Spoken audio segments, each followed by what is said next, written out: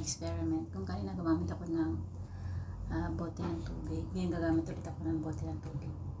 Ngayon, may kasama na ulit siyang pera. Kung kanina coin, ngayon is papel. Papel. Ganyan natin, papel. Tatanggalin natin yung papel na pera sa ilalim ng bote na hindi matutumba. Kaya pag ganyan, tutumba siya. Hihilain mo. Tutumba siya. Ratay. Tutumba. Panoorin niyo ako guys kung paano ko gagawin na hindi matutumba yung bote. The moment of truth. Kailangan dahan-dahan natin siyang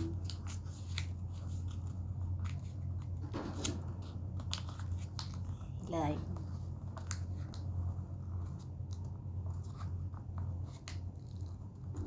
Picnic dyan.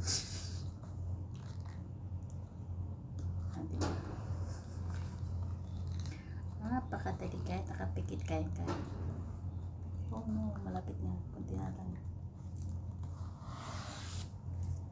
I got it. $100.